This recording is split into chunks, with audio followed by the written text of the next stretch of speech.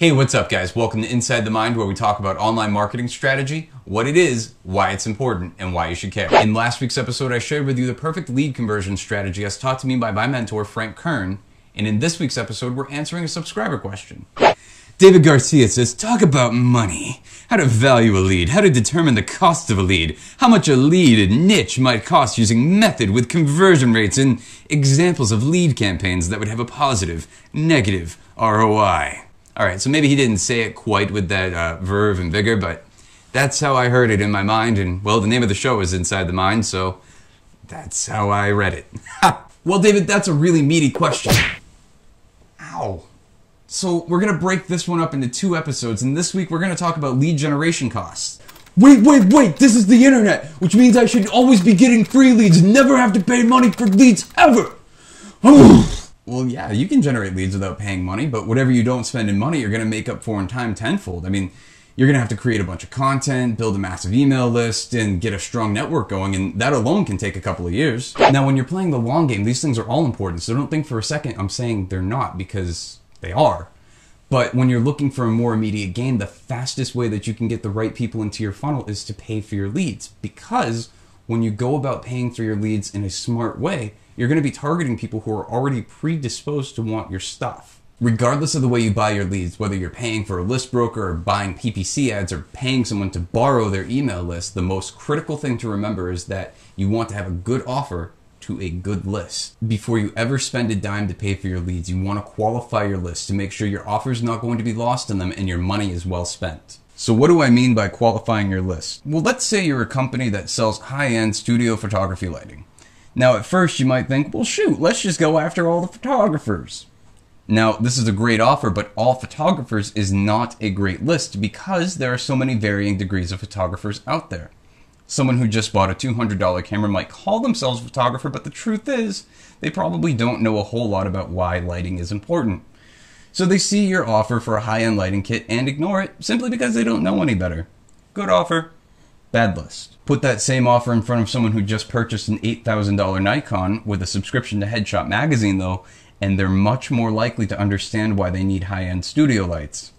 Good offer, good list. Make sense? Good. Moving on. Now you have to set some parameters around what you consider a lead. Someone calling around to 6 other places to comparison shop is probably not the best lead, but that's entirely up to you.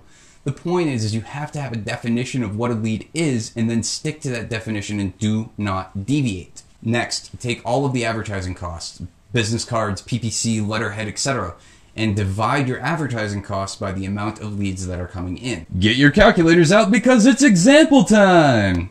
So you have a company that has 10 jobs in a year, and those jobs brought in $100,000, resulting in an average of $10,000 per sale. In order to get those sales, you had 50 leads and you spent $5,000 in advertising for the year.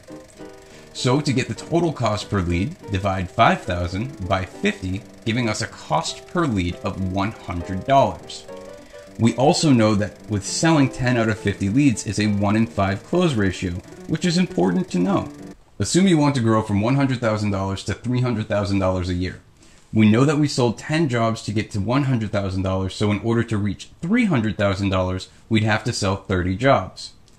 We also know that in order to sell the original 10 jobs, we had to have 50 leads. So assuming everything about your system stays the same, including your close ratio, all you have to do to grow to $300,000 a year is increase your lead flow to 150, making your advertising budget $15,000 for the year. When you break these numbers down a little bit further, you start to see what your monthly goals are going to be. At $100 per lead, you're going to have to spend $1,250 every month to get 12.5 leads, to close 2.5 deals, to reach your sales goal of $25,000 per month, to reach your sales goal of $300,000 for the year. Now, if these numbers are all too intimidating, don't worry because the formula still remains the same, which again is divide your total advertising cost by the amount of leads that came in, and you're going to have your total cost per lead. If you don't know how much a lead is costing, then you'll never know how much you need to spend in order to reach your total sales goals to increase your business. And David, I know I only answered half your question in this episode, so tune in next week and we'll talk about different lead generation methods and different lead generation campaigns. Alright, that's all I got for today's episode of Inside the Mind. Thanks so much for watching. I'm on Facebook, Twitter, and Google+. Please be sure to like this video and favorite it for easy viewing. If you have a question, leave a video response by clicking on my face or ask in the comments below. And subscribe if you want to be the first to know when the next video comes out.